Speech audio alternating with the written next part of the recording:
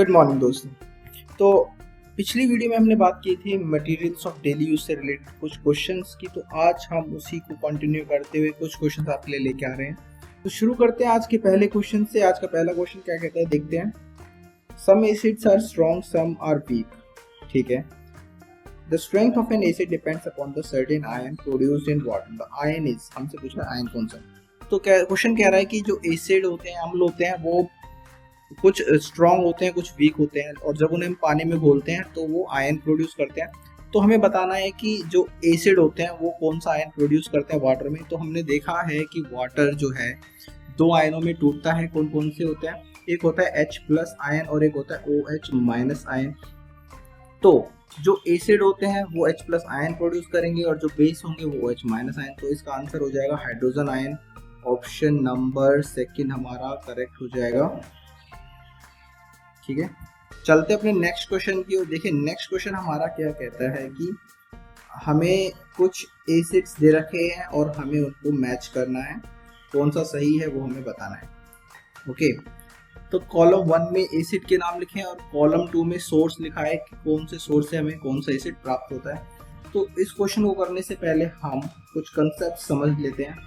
देखिए जरा, तो यहाँ पर हमारे पास कुछ एसिड्स के नाम हैं और कुछ सोर्स के नाम हैं, तो हम इन्हें याद करेंगे। पहले लैक्टिक एसिड पहला हमारा, जो कि कर्ड और मिल्क, जो मिल्क प्रोडक्ट है उनमें कौन सा एसिड पाया जाता है? Lactic acid. लैक्टिक एसिड के बारे में एक चीज़ और मैं बता देता हूँ कि जब हम बहुत ज़्यादा एक्सरसाइज करते हैं और हमारे शरीर में जहाँ पर पेन होता है, हमारी मसल्स में पेन होने लगता है, वो पेन होता है वो भी लैक्टिक एसिड के प्रेजेंस के कारण होता है। जब हम बहुत ज़्यादा एक्सरसाइज करते हैं तो हमारी मांसपेशियों में लैक्टिक एसिड बन जाता है और वो पेन का कारण होता है।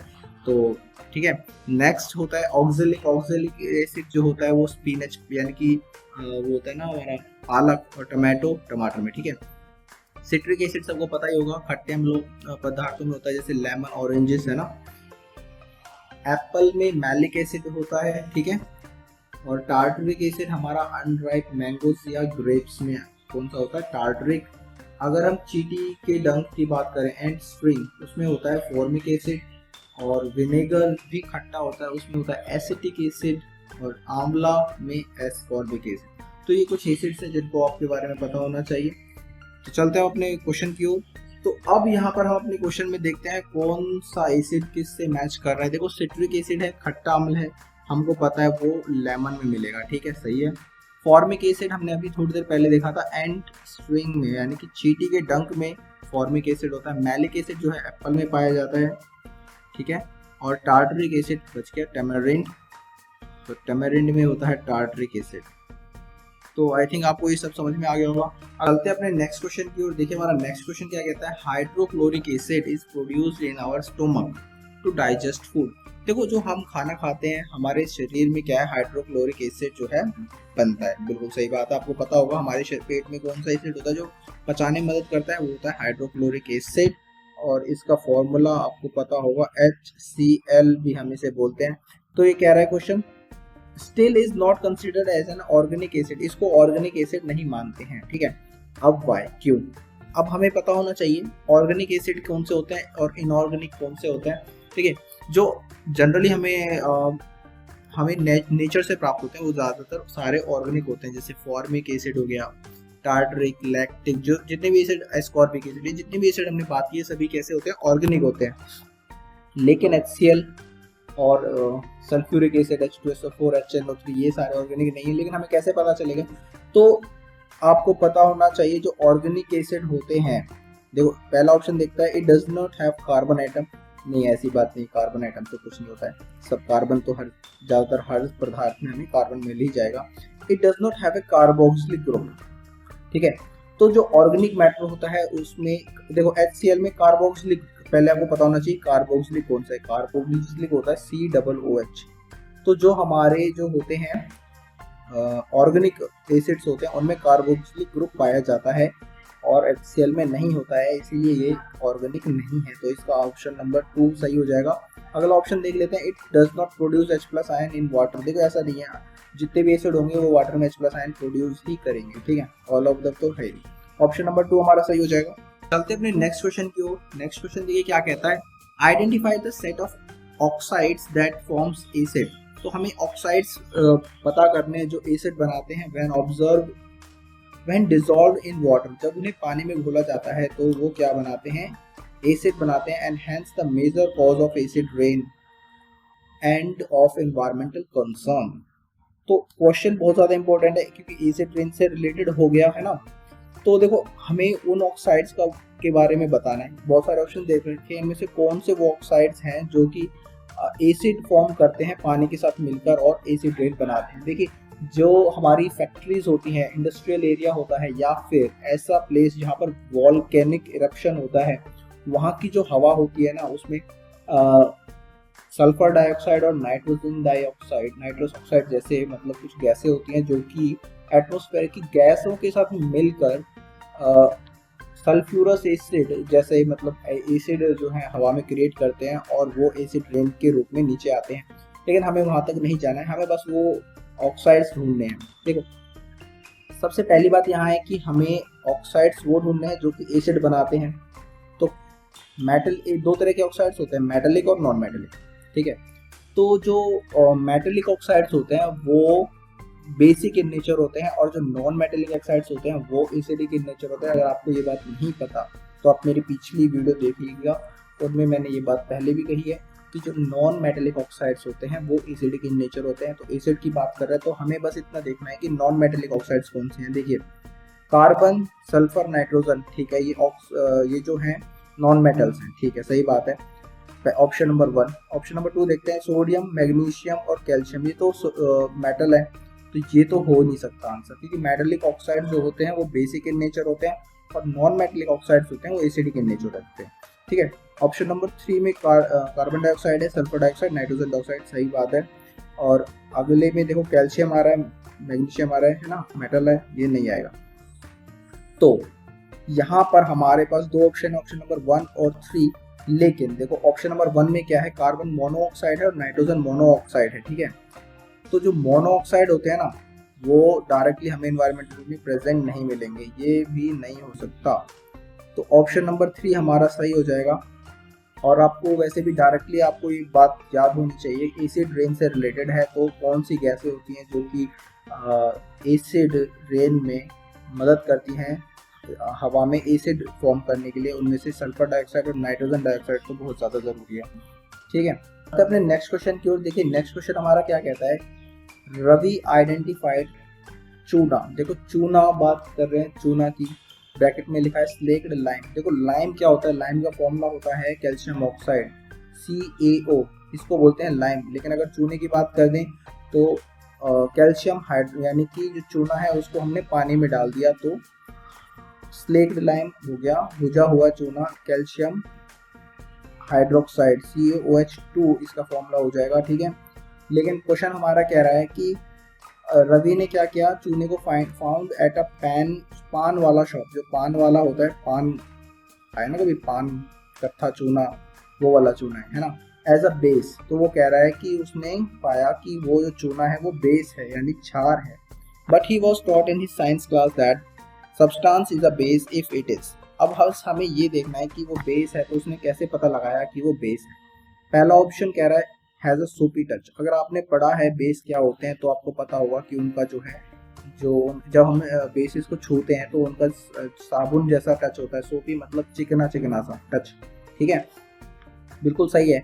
दूसरा ऑप्शन कह रहा है turns red litmus to blue. तो जो बेस होते हैं वो रेड लिटमस को ब्लू करते हैं, ये भी बिल्कुल सही बात है। 1 और 2 दोनों सही हैं। हैज़ अ बिटर टेस्ट, कड़वा टेस्ट होता है जो बेस होते हैं, बिल्कुल सही। तो इसका option number 4 all of the above correct हो जाएगा। चलते हैं अपने नेक्स्ट क्वेश्चन की ओर। देखिए नेक्स्ट क्वेश्चन क्या कहता है, out of the following given alternatives all except 1 represent similarities between N acid and base. तो हमें बस ये देखना है कि जो एसिड और बेस में कौन सा इन ऑप्शनों में से ऐसा है जो सिमिलरिटी बताता है, मतलब इन दोनों के बीच में डिफरेंस कौन सा बता पाएगा, ठीक है। एसिड और बेस के बीच में सिमिलरिटीज कौन सा बता पाएगा, ये ऑप्शन हमें सेलेक्ट करना है। Pick the one that distinguish, जो अंतर बता पाएगा from a base from an acid. एक बेस को इस एसिड से मतलब अलग कौन सा टेस्ट कर पाएगा, ठीक है। पहला कह रहा है कंडक्शन ऑफ एन इलेक्ट्रिसिटी। देखिए एसिड हो या बेस, दोनों ही इलेक्ट्रिसिटी को कंडक्ट करेंगे, ऐसी कोई बात नहीं कि वो कंडक्ट नहीं करेगा। ये पहला ऑप्शन नहीं होगा। दूसरा ऑप्शन कहता है लिटमस टेस्ट। तो देखिए लिटमस टेस्ट से हम क्लियरली बता पाते हैं कि ये बेस है या ये एसिड है, क्योंकि एक में वो लाल हो जाता है, एसिड में डालेंगे तो लाल हो जाएगा और बेस में डालेंगे तो कैसा हो जाएगा, नीला हो जाएगा, है ना। तो ऑप्शन नंबर 2 बिल्कुल सही हो जाएगा। अगला ऑप्शन भी देख लेते हैं, evolution of hydrogen with metals. देखो जब हम एसिड को evolution of hydrogen with metals, acid की रिएक्शन जब हम मेटल से कराते हैं तो हाइड्रोजन इवोल्यूशन होती है, बिल्कुल सही बात है, लेकिन इससे कहीं भी बेस का क्लैरिफिकेशन नहीं मिलता, ये सिर्फ एसिड को डिनोट करता है, ठीक है। तो ऑप्शन नंबर 2 हमारा सही हो जाएगा, लिटमस टेस्ट। चलते हैं अपने नेक्स्ट क्वेश्चन की ओर। हमारा नेक्स्ट क्वेश्चन देखिए क्या कह रहा है, which of the following acts as a natural indicator for the pollution in water. देखिए इंडिकेटर्स क्या होते हैं, इंडिकेटर्स हमारे ये बताते हैं कि अभी वाटर पॉल्यूशन की बात कर रहा है, तो ये कौन सा इंडिकेटर उनमें से है जो ये बताएगा वाटर पॉल्यूशन कितना है। तो इसमें ऑप्शन आपको अगर नहीं पता तो आपको ऑप्शन नंबर 1 याद रखना है, लीचेंस।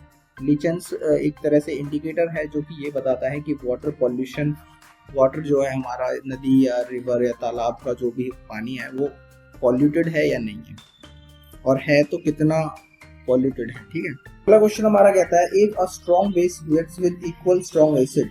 अगर एक स्ट्रॉन्ग बेस को हम उतने ही स्ट्रॉन्ग एसिड के साथ रिएक्शन कराएं, then what would be the nature of the resulting solution. तो जो सॉल्यूशन बनेगा उसका नेचर कैसा होगा। देखो एसिड और बेस की जब रिएक्शन कराते हैं तो वो न्यूट्रलाइज हो जाता है ना, न्यूट्रल हो जाता है बिल्कुल, मतलब ना तो अम्ल रहेगा ना ही क्षार रहेगा। तो इसका आंसर देखो स्लाइटली एसिडिक नहीं रहेगा, बेसिक भी नहीं रहेगा, सी न्यूट्रलाइज हो जाएगा। ओके देखते हैं अपना नेक्स्ट क्वेश्चन। नेक्स्ट क्वेश्चन हमारा कह रहा है, रियरिंग सिल्क वॉर्म्स। अब सिल्क वॉर्म्स आपको पता होगा, जो सिल्क वाले रेशे होते हैं उनके जो कीड़े, देखो सिल्क हमें कहाँ से मिलती है, कीड़ों से मिलती है ना, सिल्क वॉर्म से मिलती है। To get silk is one of the oldest occupation activity in India. ये भारत की मतलब पुरानी ऑक्यूपेशन में से एक है, बिल्कुल सही बात है। This practice of rearing silk worm is called. ये तो इंग्लिश का क्वेश्चन आ गया, इंग्लिश में भी इस तरह के वर्ड्स पूछ लेते हैं कि रियरिंग ऑफ सिल्क वॉर्म को क्या कहते हैं, तो आपको पता होना चाहिए, आप साइंस के स्टूडेंट हैं तो इसको देखो पेसिकल्चर नहीं है, देखो सिल्क वॉर्म है ना, देखो यहाँ से पता लग जाता है, सेरिकल्चर, सेरिकल्चर, सिल्वीकल्चर और एपीकल्चर, एपीकल्चर भी नहीं है, तो इसका है सेरिकल्चर। आपको अगर नहीं पता तो याद रख लीजिए, आंसर है सेरिकल्चर। देखिए नेक्स्ट क्वेश्चन हमारा कह रहा है, रश्मिश मदर है was cooking pulses in a pressure cooker. देखो प्रेशर कुकर में क्या है, पल्सेस को मतलब कुक कर रही है, ठीक है। Rashmi notices that his handle was made up of a black plastic. Rashmi देख रही है कि जो कुकर का हैंडल है वो ब्लैक प्लास्टिक से बना है, that could with stand the heating, जो कि हीट को सहन कर सकता है, मतलब जो कुकर का हैंडल होता है वो गर्मी को सह सकता है। The handle bar most probably would be made up of, हमसे पूछा है कि उसका हैंडल किस चीज़ से बना है, अगर आपको नहीं पता तो आप याद कर लीजिए, जो पीवीसी पॉलीविनाइल क्लोराइड नहीं होता, वो होता है बेकेलाइट। बेकेलाइट से बनते हैं जो हमारे हाउस होल्ड के जो आइटम्स होते हैं, चाकू हो गया, पैन का हैंडल हो गया या फिर कुकर का हैंडल हो गया, वो सब बेकेलाइट से बने होते हैं, क्योंकि बेकेलाइट जो है जो हीट है उसको रेजिस्ट करता है, ठीक है, और हार्ड इन नेचर होता है। और इसी तरह से एक और मटेरियल है मेलामाइन, जो हमारे बेकेलाइट और मेलामाइन, ये दो वर्ड बहुत ज़्यादा यूज होते हैं। तो जो हमारे वो होते हैं ना इलेक्ट्रिक स्विचेस, उसमें भी हमारा इसी मेटल का यूज होता है। चलते अपने नेक्स्ट क्वेश्चन की ओर। देखिए हमारा नेक्स्ट क्वेश्चन क्या कह रहा है, out of the given alternatives pick the one that includes the thermosetting plastics only. देखिए अभी हमने बेकेलाइट की बात की, वो क्या है, वो एक थर्मोसेटिंग प्लास्टिक है। तो अगेन हमें सेलेक्ट करना है कौन सा। देखो बेकेलाइट और मेलामाइन तो है, ऑप्शन नंबर 1 में बेकेलाइट, मेलामाइन और टेफ्लॉन। तो अगर आपको टेफ्लॉन के बारे में नहीं पता तो आप याद कर लीजिए, टेफ्लॉन भी एक थर्मोसेटिंग प्लास्टिक है। चलते अपने नेक्स्ट क्वेश्चन की ओर। देखिए नेक्स्ट क्वेश्चन क्या कहता है, ड्यूरिंग अ रॉकेट लॉन्च, जब रॉकेट को लॉन्च किया जाता है, the surface temperature of the rocket increases very high. देखो तो रॉकेट हवा में ऊपर जाएगा तो उसका जो सरफेस का टेम्परेचर होता है वो बहुत ज़्यादा गर्म हो जाता है। Which of the following polymer you think suitable for the outer covering of the rocket. तो हमसे पूछा गया है कि जो रॉकेट की बाहर की सतह होती है उसको कवर करने के लिए कौन सा मटेरियल यूज़ किया जाता है। तो अभी हमने थोड़ी देर पहले पढ़ा थर्मोसेटिंग पॉलीमर्स के बारे में, बेकेलाइट, मेलामाइन और टेफ्लॉन। तो इसका ऑप्शन है टेफ्लॉन। अगर आपको टेफ्लॉन के बारे में नहीं पता तो आपको यहाँ से इस क्वेश्चन से पता लग जाएगा। इस क्वेश्चन स्पेशली इसलिए डाला गया है ताकि आपको टेफ्लॉन के बारे में जानकारी हो।